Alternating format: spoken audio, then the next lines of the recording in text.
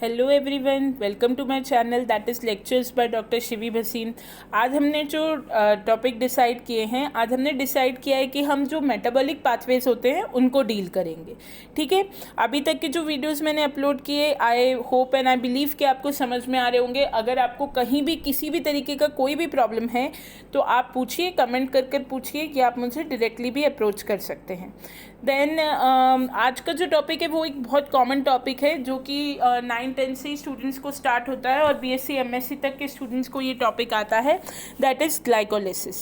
अब ग्लाइकोलिसिस पे जाने से पहले ये एक मेजर मेटाबॉलिक पाथवे है। थोड़ा सा एक नटशेल आपके 2 मिनट लेके मैं आपको एक रिकैप करवा दूँ कि मेटाबॉलिज्म क्या होता है और किस तरह से डिवाइडेड होता है। जो सबसे पहला इसमें चीज़ है मेटाबॉलिक पाथवेज की, यदि हम मेटाबॉलिज्म की बात करें तो मेटाबॉलिज्म एक sum total of constructive and destructive activities होती हैं जो कि बॉडी के अंदर होती हैं। बॉडी के अंदर कुछ भी बनना अथवा टूटना मेटाबॉलिज्म के लिस्ट में आता है। मेटाबॉलिक पाथवेज वो पाथवेज होते हैं जिनसे कुछ भी बनने या टूटने का प्रोसेस अकम्प्लिश होता है। यदि बॉडी के अंदर कुछ बनता है तो उस प्रोसेस को हम एनाबॉलिज्म कहते हैं, से फॉर एग्जाम्पल प्रोटीन सिंथेसिस। और अगर बॉडी के अंदर कुछ टूटता है तो उस प्रोसेस को हम कैटाबॉलिज्म कहते हैं, से फॉर एग्जाम्पल डाइजेशन। ठीक है, अब मेटाबॉलिक पाथवे का कैरेक्टरिस्टिक्स क्या होंगे? मेटाबॉलिक पाथवे ज़्यादातर इरिवर्सिबल होते हैं और इनका फर्स्ट स्टेप कमिटेड होता है। इरिवर्सिबल का मतलब है कि ये वापस से रिवर्ट नहीं हो सकते, वापस से बैक रिएक्शंस इसमें ज़्यादातर केसेस में नहीं हो सकते। और ये कमिटेड स्टेप होता है, मतलब जो फर्स्ट स्टेप होता है वो बहुत इसका स्पेसिफिक स्टेप होता है। और सभी मेटाबॉलिक पाथवेज जो हैं वो फीडबैक मैकेनिज्म के द्वारा कंट्रोल किए जा सकते हैं। और मेटाबॉलिक पाथवे यूकेरियोटिक सेल में स्पेसिफिक सेलुलर लोकेशन के ऊपर होते हैं, है ना। अब हम बात करते हैं ग्लाइकोलिसिस की। स्पेसिफिक सेलुलर लोकेशन का मतलब है कि जो पाथवे साइटोप्लाज्म में होगा वो साइटोप्लाज्म में ही होगा, जो माइटोकॉन्ड्रियल मैट्रिक्स में होगा वो माइटोकॉन्ड्रियल मैट्रिक्स में ही होगा। ग्लाइकोलिसिस शब्द देखिए 2 शब्दों से मिलकर बना है। एक है ग्लाइकस मतलब स्वीट और दूसरा है लाइसिस मतलब ब्रेकडाउन, मतलब कि शुगर का जो ब्रेकडाउन या शुगर की जो स्प्लिटिंग का प्रोसेस है उसको हम ग्लाइकोलिसिस कहते हैं। इसे खोजा था एम्बेडेन, मेयरहोफ और पार्नस ने, इसलिए उनके सम्मान में ये पाथवे ईएमपी पाथवे के नाम से भी जाना जाता है। अब ग्लाइकोलिसिस क्या है? ये एक सीक्वेंस है 10 एंजाइम कैटालाइज्ड रिएक्शन का। It is a sequence of 10 enzyme catalysed reaction जो कि कन्वर्ट करता है ग्लूकोज को काहे में, पायरुविक एसिड में। ठीक है, ये एक ऑक्सीडेटिव प्रोसेस है जिसमें 1 mole of glucose, mark it in your mind, 1 mole of glucose, 1 molecule of glucose is converted into 2 molecules of pyruvic acid. यानी कि 1 मोल ग्लूकोज ऑक्सीडाइज होके क्या बनाएगा? 2 मोल ऑफ पायरुविक एसिड या पायरुवेट। ये एक मेजर पाथवे है ग्लूकोज मेटाबॉलिज्म का जो कि ज़्यादातर साइटोसोल, सेल के साइटोप्लाज्म में होता है। ठीक है, मोस्टली ये कहाँ होता है? सेल के साइटोप्लाज्म में होता है। ये एक यूनिक पाथवे जो कि एरोबिकली या एनारोबिकली दोनों तरह से हो सकता है और ये मॉलिक्यूलर ऑक्सीजन इन्वॉल्व नहीं करता है। ठीक है, sorry, it also includes formation of lactate from pyruvate. हाँ, ये थोड़ा सा एक प्रोसेस आप समझ लीजिए कि देखिए 1 मॉलिक्यूल ऑफ ग्लूकोज से 2 मॉलिक्यूल ऑफ पायरुविक एसिड बनते हैं। अब इस पायरुविक एसिड को अगर ऑक्सीजन अच्छी मात्रा में मिले या काफ़ी ऑक्सीजन मिले, एरोबिक कंडीशंस मिले, तो ये जो पायरुविक एसिड है ये क्रेब्स साइकिल को एंटर कर जाएगा, कैसेटाइल कोएंजाइम में बना लेगा और फाइनली इसका एंड प्रोडक्ट होगा CO2, H2O और ATP। और दूसरी ओर अगर इस पायरुविक एसिड को बिल्कुल भी ऑक्सीजन नहीं मिलेगा तो ये फर्मेंटेशन अंडरगो करेगा और फर्मेंटेशन अंडरगो करके ये क्या बना लेगा? इथेनॉल बना लेगा। लेकिन तीसरा और सबसे महत्वपूर्ण रिएक्शन जो कि ह्यूमन बॉडी में हर दिन होता है वो ये कि इसको अगर ऑक्सीजन की कमी मिले, इसे अगर ऑक्सीजन का लैक मिले, उसकी कमी मिले, तो ये पायरुविक एसिड या ये पायरुवेट कन्वर्ट हो जाएगा लैक्टिक एसिड में। और ये जो लैक्टिक एसिड है ये जो रिएक्शन है ये सबसे ज़्यादा होता है ह्यूमन मसल्स के अंदर। जब हम भागते हैं या एक्सरसाइज करते हैं या कुछ हैवी वर्क करते हैं तो जो थकावट हमें महसूस होती है वो इसीलिए होती है क्योंकि ऑक्सीजन की कमी के कारण ये पायरुविक एसिड लैक्टिक एसिड में बदल जाता है और वो लैक्टिक एसिड हमारी मसल्स में डिपॉजिट होता है जिसके कारण हमें फैटिक महसूस होता है। ये बहुत ही इंपॉर्टेंट पॉइंट है, ऑब्जेक्टिव एग्जाम्स में भी बहुत पूछा जाता है, कहीं इंटरव्यू देने जाते हैं तब भी पूछा जाता है कि पायरुविक एसिड लैक्टिक एसिड में कन्वर्ट होता है, और अगर या मसल्स में दर्द होता है एक्सरसाइज करते टाइम, तो वो क्यों होता है? तो that is due to deposition of lactic acid. वो इसलिए होता है क्योंकि पायरुविक एसिड को ऑक्सीजन नहीं मिलती, और ऑक्सीजन की कमी में pyruvic acid is converted into lactic acid. ठीक है, ये एक बात समझना, ध्यान में रखना बहुत ज़रूरी है। देन यदि हम बात करें तो जो glycolytic sequence of the reaction differs from species to species, लेकिन जो बेसिक मैकेनिज्म होता है वो ग्लाइकोलिसिस का सभी स्पीशीज़ में कॉमन होता है, लेकिन जो रिएक्शन है वो कहीं ना कहीं थोड़ी थोड़ी डिफर करती है species to species. In aerobic organisms glycolysis जो है वो सिट्रिक एसिड साइकिल यानी क्रेब्स साइकिल से पहले होता है। सबसे पहले ग्लाइकोलिसिस होता है, फिर क्रेब्स साइकिल होता है, फिर उसके बाद इलेक्ट्रॉन ट्रांसपोर्ट चेन होती है, और उसके बाद जो इलेक्ट्रॉन ट्रांसपोर्ट चेन के बाद साथ ही में ऑक्सीडेटिव फॉस्फोरिलाइजेशन होता है, अल्टीमेटली एटीपी का प्रोडक्शन होता है। देन ग्लाइकोलिसिस एक सेंट्रल पाथवे है, एक मेजर पाथवे है ग्लूकोज कैटाबॉलिज्म के लिए। ओके, अब ये ग्लाइकोलिसिस का पूरा जो है वो पूरा का पूरा एंजाइम कैटालाइज्ड रिएक्शन है, चार्ट है, लेकिन हम पहले उससे थोड़ी सी कुछ और बात कर लें, इसको हम स्टेप बाय स्टेप देखेंगे। देखिए, ग्लाइकोलिसिस को कुछ बुक्स में आप देखेंगे कि 2 फेजेस में बांटा गया है ना। कुछ बुक्स आपको दिखाएंगे कि ग्लाइकोलिसिस फेज़ 1 उसका जो है वो प्रिपरेटरी फेज़ है, और फेज़ 2 उसका पे ऑफ फेज़ है। ठीक है, लेकिन कुछ बुक्स आपको इसे 3 फेजेस में दिखाएंगी, जिसमें एक्सक्यूज़ मी, जिसमें वो कहेंगे कि पहला जो फेज़ है वो एनर्जी इन्वेस्टमेंट फेज़ है, यानी इस फेज़ में एनर्जी जो है वो इन्वेस्ट हो रही है, एटीपी के रूप में एनर्जी लग रही है। दूसरा जो फेज़ है वो स्प्लिटिंग फेज़ है, और तीसरा जो फेज़ है वो एनर्जी जनरेशन फेज़ है, यानी कि इस फेज़ में एटीपी का क्या हो रहा है, जनरेशन हो रहा है। स्प्लिटिंग फेज़ में आपको धीरे से बताती हूँ, जैसे जैसे हम आगे बढ़ेंगे मैं आपको एक एक फेज़ समझाऊंगी। देखिए, सबसे पहला प्रिपरेटरी फेज़ या एनर्जी इन्वेस्टमेंट फेज़ जो होता है वो पहले 5 स्टेप्स का होता है। ग्लाइकोलिसिस के जो पहले 5 स्टेप्स होते हैं, जहाँ glucose is converted into fructose 1,6 biphosphate, ये जो पूरा फेज़ होता है ये कहलाता है एनर्जी इन्वेस्टमेंट फेज़, क्योंकि इस फेज़ के अंदर एटीपी लगता है, एटीपी कंज्यूम होता है। ठीक है, इसे प्री प्रिपरेटरी फेज़ भी कहा जाता है। देन इसके बाद जो फ्रूक्टोज 1,6 बाइफॉस्फेट होता है वो जब स्प्लिट हो जाता है 3 कार्बन कंटेनिंग कंपाउंड में, अभी यहाँ तक 6 कार्बन कंटेनिंग कंपाउंड चल रहे थे, अब ये जो फ्रूक्टोज 1,6 बाइफॉस्फेट है it will consecutively it will split into a 3 carbon compound, that is glyceraldehyde 3 phosphate या डाइहाइड्रोक्सी एसीटोन फॉस्फेट। तो ये जो स्प्लिटिंग होगी 6 कार्बन कंपाउंड की 3 कार्बन कंपाउंड में, it is known as the splitting phase. ठीक है, जो फर्स्ट फेज है वो हेक्सोस चेन की क्लीवेज से होगा, और क्लीवेज के लिए रिक्वायरमेंट पड़ेगी 2 एटीपी मॉलिक्यूल्स की।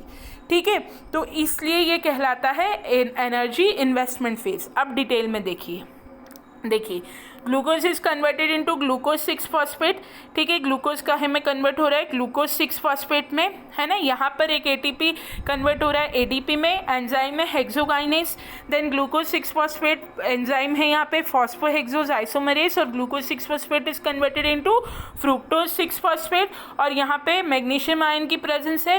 देन यहाँ पे अगेन देखिए fructose 6 phosphate it is converted into fructose 1,6 diphosphate, enzyme है फॉस्फोफ्रुक्टोकाइनेज, और यहाँ पे भी एटीपी की कॉस्ट पर ये कन्वर्शन हुआ है, इसलिए यहाँ तक का जो फेज चला इसको हमने कहा एनर्जी इन्वेस्टमेंट फेज।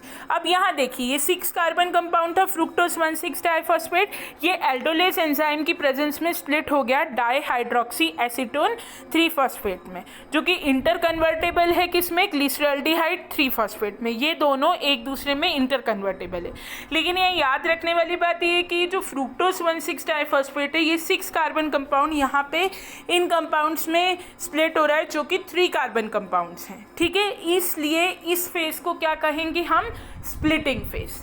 ये जो फेज है this phase of splitting of a 6 carbon compound into a 3 carbon compound is known as splitting phase. अब हमारा थर्ड और सबसे मेन फेज आता है, पे ऑफ फेज भी बोलते हैं इसको और एनर्जी जनरेशन फेज भी बोलते हैं, ठीक है। इस फेज में लास्ट 5 रिएक्शंस होते हैं ग्लाइकोलिसिस के, एंड इस फेज के अंदर रिलीज होता है, मतलब जनरेशन होता है एटीपी का, एनएडीएच का, ठीक है। देन इस फेज को यदि हम देखें तो अभी हम डिटेल में देखेंगे कैसे कैसे कहाँ कहाँ एटीपी का फॉर्मेशन होता है। देखिए यहाँ तक हमने देख लिया था ग्लिसरॉल्डिहाइड 3-फॉस्फेट तक।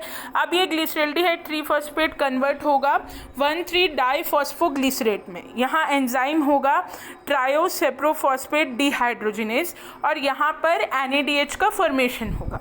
देन 1,3-डाइफॉस्फोग्लिसरेट जो है वो कन्वर्ट हो जाएगा 3-फॉस्फोग्लिसरेट में। यहाँ पे फॉस्फोग्लिसरिक एसिड काइनेस एंजाइम होगा, मैग्नीशियम आयन की प्रेजेंस होगी, और यहाँ पे जो हमें हमारा फर्स्ट एटीपी प्रोडक्शन है, जो अल्टीमेट गोल था ग्लाइकोलिसिस का, वो था एटीपी प्रोडक्शन करवाना।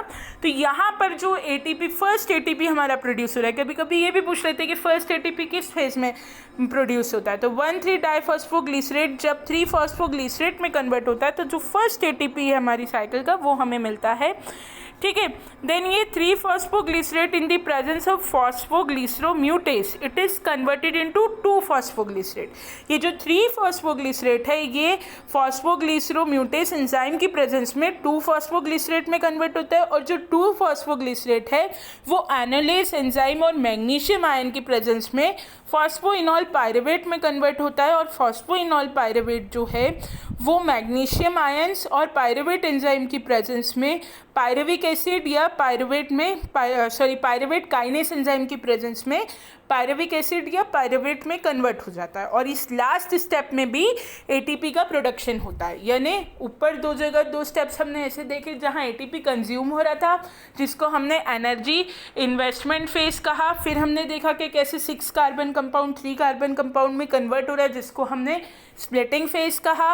और फिर लास्ट में हमने देखा कि किस तरह से 2 जगह एटीपी का प्रोडक्शन हो रहा है, जिसको हमने एनर्जी जनरेशन फेज कहा।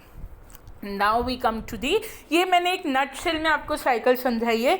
अब हम स्टेप वाइज ग्लाइकोलिसिस की स्टेप्स को देखेंगे। देखिए फर्स्ट जो स्टेप है वो फॉस्फोराइलेशन कहलाता है, जिसमें ग्लूकोज फॉस्फोराइलेट होता है एटीपी से और शुगर फॉस्फेट बनाता है। ये एक इरिवर्सिबल रिएक्शन है और ये हेक्सोकाइनेज से गवर्न होता है रिएक्शन। यहाँ पे एटीपी कंज्यूम होता है। सेकेंड जो स्टेप है ये आइसोमराइजेशन कहलाता है। ये एक इरिवर्सिबल अरेंजमेंट है, chemical structure of carboxyl oxygen from C1 to C2 forming a ketose from the aldose. यहाँ एल्डोज से कीटोज का फॉर्मेशन होता है। And isomerization of aldose glucose six phosphate gives ketose fructose six phosphate. यानी कि जो ग्लूकोज 6-फॉस्फेट है वो क्या देता है, फ्रुक्टोज 6-फॉस्फेट दे देता है। ग्लूकोज 6-फॉस्फेट एक एल्डोज है और जो कि एक कीटोज देता है, और फ्रुक्टोज 6-फॉस्फेट एक कीटोज है, ठीक है। एंजाइम वगैरह मैं आपको पहले ही बता चुकी हूँ। अब सिर्फ हम स्टेप बाय स्टेप मैकेनिज्म देख रहे हैं। देन स्टेप 3 जो है वो स्टेप 3 जो है वो फॉस्फोराइलेशन है। इसमें फ्रुक्टोज 6-फॉस्फेट जो है उसका फॉस्फोराइलेशन होता है।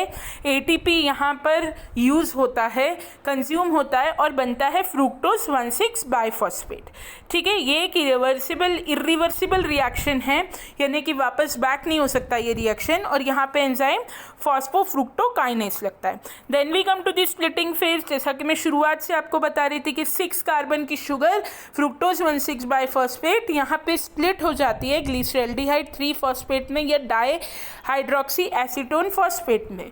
इस 6 कार्बन कंपाउंड का 3 कार्बन कंपाउंड में स्प्लिट होना कहलाता है splitting phase. Then we come to the 5th step, जिसको आइसोमराइजेशन कहते हैं, जहाँ हाइड्रोक्सी एसीटोन फॉस्फेट जो है it is oxidize to glyceraldehyde three phosphate, ठीक है। ये डाई हाइड्रोक्सी एसीटोन फॉस्फेट यहाँ ग्लिसरॉल्डिहाइड 3-फॉस्फेट बनाएगी, और this reaction is catalyzed by triose phosphate isomerase enzyme, और ग्लिसरॉल्डिहाइड 3-फॉस्फेट से डाई हाइड्रोक्सी एसीटोन फॉस्फेट, ये इंटरकन्वर्सिबल रिएक्शन है। देन इसके बाद जो 6th स्टेप है, इसमें 2 molecules of glyceraldehyde three phosphate are oxidized, ठीक है। अब यहाँ से 2 मॉलिक्यूल जो ग्लिसरॉल्डिहाइड फॉस्फेट के बने हैं, ऊपर तक 1 ही चल रहा था, यहाँ से 2 मॉलिक्यूल आ गए। 2 मॉलिक्यूल जो ग्लिसरॉल्डिहाइड 3-फॉस्फेट के बने हैं वो ऑक्सीडाइज होंगे, and glyceraldehyde three phosphate dehydro dehydrogenase catalyzes the conversion of glyceraldehyde 3-phosphate into 1,3-diphosphoglycerate। ठीक है, अब ये बनाएगा ग्लिसरल्डिहाइड 3-phosphate डिहाइड्रोजनेस की प्रेजेंस में ग्लिसरल्डिहाइड 3-phosphate बनाएगा 1,3-biphosphoglycerate। ठीक है, ये क्या बना देगा 1,3-diphosphoglycerate। ठीक है, ये इसको डिटेल में डिस्क्राइब किया है कार्बोक्सिलिक एसिड ऑर्थोफॉस्फेट ग्रुप की जॉइनिंग से एसाइल फॉस्फो प्रोडक्ट बनेगा। और फिर रिजल्टेंट रिएक्शन ये होगा कि ग्लिसरल्डिहाइड 3-phosphate जो है 1,3-biphosphoglycerate बनाएगा। इंटर कन्वर्सिबल रिएक्शन है, 2 मॉलिक्यूल से 2 मॉलिक्यूल ही बनेंगे। और इम्पॉर्टेंट बात ये कि यहाँ NADH का प्रोडक्शन होगा। Then step 7, the transfer of high energy phosphate group that was generated earlier to ATP forms ATP। यहाँ ATP का प्रोडक्शन होगा। ठीक है, phosphorylation that is addition of phosphate to ATP gives ADP and it is termed as substrate level phosphorylation. यहाँ ATP का generation हो रहा है और इस प्रकार के फॉस्फोरिलाइजेशन को हम सबस्ट्रेट फॉस्फोरिलाइजेशन बोलेंगे as the phosphate donor is the substrate 1,3-biphosphoglycerate। ठीक है, फॉस्फेट डोनर कौन है यहाँ पे 1,3-biphosphoglycerate। The product of this reaction is 2 molecule of 3-phosphoglycerate। और इस रिएक्शन का प्रोडक्ट क्या बनेगा, 2 मॉलिक्यूल बनेंगे 3-phosphoglycerate के। और साथ में हम देख सकते हैं कि ATP का प्रोडक्शन हो रहा है। ठीक है, देन स्टेप 8 में क्या होगा, 3-phosphoglycerate जो है वो 2-phosphoglycerate बना देगा। Remaining phosphate ester linkage in 3-phosphoglycerate is moved.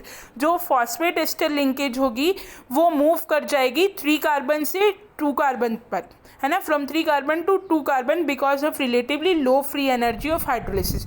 क्योंकि यहाँ पर हाइड्रोलिसिस के लिए लो एनर्जी अवेलेबल है, इसलिए जो फॉस्फेट एस्टर लिंकेज थी 3-phosphoglycerate में वो 3rd कार्बन से कहाँ शिफ्ट हो जाएगी 2nd कार्बन पर, और उससे क्या बनेगा 2-phosphoglycerate। देन डिहाइड्रेशन होगा। ठीक है, डिहाइड्रेशन मतलब कि रिमूवल हो जाएगा वाटर मॉलिक्यूल का। और ये सेकंड रिएक्शन होगी ग्लाइकोलिसिस में, जहाँ एक हाई एनर्जी फॉस्फेट कंपाउंड बनेगा और 2-phosphoglycerate जो है वो डिहाइड्रेट होगा एनोलेस के एक्शन से और फॉस्फोइनॉल पायरुवेट फॉर्म करेगा। ठीक है, 2-phosphoglycerate यहाँ पे एनोलेस के एक्शन से फॉस्फोइनॉल पायरुवेट फॉर्म करेगा और यहाँ वाटर मॉलिक्यूल का रिमूवल हो जाएगा। देन इसके बाद ट्रांसफ़र होगा, transfer of phosphate from PEP to ADP। ये लास्ट स्टेप है। It is irreversible transfer of high energy phosphoryl group from phosphoenol pyruvate to ADP। जो ये एक इरिवर्सिबल ट्रांसफ़र का स्टेप है जिसमें कि हाई एनर्जी फॉस्फाइल ग्रुप से फॉस्फोइनॉल पायरुवेट से ADP में ट्रांसफ़र होगी। और ये पायरुवेट काइनेस एंजाइम द्वारा कैटेलाइज्ड रिएक्शन होगी and this is the second substrate level phosphorylation, क्योंकि ये सेकंड स्टेप है जिसमें कि ATP का प्रोडक्शन होगा। एंड ये this is a non oxidative phosphorylation reaction. ये एक नॉन ऑक्सीडेटिव फॉस्फोरिलाइजेशन रिएक्शन है। ठीक है, अब मोस्ट इंपॉर्टेंट चीज़, अगर हम ओवरऑल बैलेंस शीट को देख लें ग्लाइकोलिसिस की, तो एक मॉलिक्यूल ग्लूकोज का हमें देता है 2 मॉलिक्यूल्स ऑफ ग्लिसरल्डिहाइड 3-phosphate, जिससे कि हमें 2 मॉलिक्यूल मिलते हैं पायरुवेट के। तो हम पूरे रिएक्शन को यदि सम अप करें तो glucose plus 2 ATP plus 2-phosphate plus 2 NAD plus 2 H plus 4 ADP gives us 2 pyruvate 2 H plus ions 4 ATP plus 2 H2O plus 2 NADH and plus 2 ADP। Commonly हम इसे कैसे समअप करते हैं, glucose plus 2-phosphate plus 2 ADP plus 2 NAD plus gives 2 pyruvate plus 2 NADH plus 2 ATP plus 2 H plus 2 H2O। ठीक है, तो इस तरह से ये जो पूरी रिएक्शन है इसका यदि हम net gain ATP yield calculate करने के बाद कैलकुलेट करेंगे तो हम देख सकते हैं कि हमें 2 पायरुविक एसिड के मॉलिक्यूल मिलेंगे, 2 NADH के मॉलिक्यूल मिलेंगे। और जैसा कि मैंने आपको थोड़ी देर पहले बताया था कि 1 NADH is equal to 3 ATP, तो ये 6 NADH हो गए, 2 ATP मिल रहे हैं, तो it gets equal to 8 ATP इसका नेट गेन होता है। लेकिन 2 ATP शुरुआत में एनर्जी इन्वेस्टमेंट स्टेट में कंज्यूम हुए थे, ठीक है ना, तो इसलिए हम 2 ATP यहाँ से माइनस कर देंगे। ये जो नेट गेन हम पूरा क्रेब साइकिल पढ़ने के बाद निकालेंगे तो हम देखेंगे 30 ATP क्रेब साइकिल में बनते हैं, 8 ग्लाइकोलिसिस के जुड़ जाते हैं तो 38 होता है, लेकिन क्योंकि 2 कंज्यूम हो रहे हैं तो हम net gain of cellular respiration 36 ATP मानते हैं। ठीक है, 36 ATP मानते हैं। अब साइमल्टेनियसली रिएक्शंस कौन कौन से होते हैं ग्लाइकोलिसिस में? ग्लाइकोलिसिस पायरुवेट में ऑक्सीडाइज होता है, NAD+ रिड्यूस होता है NADH में, और ATP फॉस्फोराइलेट होता है ATP में। ठीक है। अब रेगुलेशन, इसका रेगुलेशन बहुत इंपॉर्टेंट है ग्लाइकोलिसिस का, क्योंकि जैसा मैंने आपको शुरू में ही बताया था कि जितने भी मेटाबॉलिक पाथवे होते हैं उन सब पर रेगुलेशन होना बहुत ज़रूरी है। तो हम देख सकते हैं कि हेक्सोकाइनेस एंजाइम या ग्लूकोकाइनेस एंजाइम, फॉस्फोफ्रुक्टोकाइनेस एंजाइम और पायरुवेट काइनेस, ये 3 एंजाइम ऐसे हैं जो कि ग्लाइकोलिसिस को रेगुलेट करते हैं। जो हेक्सोकाइनेस एंजाइम होता है वो ग्लूकोज का फॉस्फोराइलेशन करवाता है, और उसका काम ये होता है कि अगर ग्लूकोज का अमाउंट है ज़्यादा तो वो इस प्रोसेस को रेगुलेट करता है, इसको कम कर देता है। देन फ्रुक्टोकाइनेस जो है वो एक मेजर रेगुलेटरी एंजाइम होता है जो कि रेट लिमिटिंग स्टेप होता है ग्लाइकोलिसिस का, यानी कि ग्लाइकोलिसिस को कंट्रोल करता है, उसके रेट को इनहिबिट करने के लिए हेल्पफुल होता है। ये एक एलोस्टेरिक रेगुलेटरी एंजाइम है। एलोस्टेरिक रेगुलेटरी एंजाइम हम उन एंजाइम्स को कहते हैं जिन एंजाइम्स में कोई भी इफेक्टर मॉलिक्यूल बाइंडिंग साइट के अलावा जाकर बाइंड कर सकता है, जिनके बाइंडिंग साइट के अलावा जाके कोई भी इफेक्टर मॉलिक्यूल जिनकी किसी दूसरी साइट पर जाकर बाइंड करता है उनको हम एलोस्टेरिक रेगुलेटरी एंजाइम कहते हैं। तो फॉस्फोफ्रुक्टोकाइनेस एक एलोस्टेरिक रेगुलेटरी एंजाइम है जो अगेन एक इनहिबिटर है। जब भी ग्लाइकोलिसिस का रेट बढ़ता है तो ये इनहिबिट करता है इंक्रीज्ड ग्लाइकोलिसिस को। देन फ्रुक्टोज 2,6-बाइफॉस्फेट, ये भी एक बहुत इंपॉर्टेंट रेगुलेटर है जो कि कार्बन फ्लक्स को रोकता है और ग्लाइकोलिसिस को लिमिट करने में हेल्प करता है। पायरुवेट काइनेस, ये भी एक प्रकार का एलोस्टेरिक टेट्रामर है और again it is an inhibitor of glycolysis cycle. Phosphorylation and dephosphorylation करवाता है, ये हार्मोनल कंट्रोल भी करवाता है। ठीक है। अब ये जितना भी इससे रिलेटेड नॉलेज थी और जितनी एक जनरल नॉलेज इससे रिलेटेड ज़रूरी थी वो मैंने इस लेक्चर में डिलीवर करने की कोशिश करी है। अगर आपको किसी भी तरीके का कोई डाउट है या अगर आप कुछ एक्स्ट्रा एडिशन चाहते हैं इसमें तो आप मुझे प्लीज़ कमेंट करके बताइए, और अगर आपको ये वीडियो अच्छा लगा तो प्लीज़ इसे लाइक शेयर करें और चैनल को सब्सक्राइब ज़रूर करें। Thank you very much.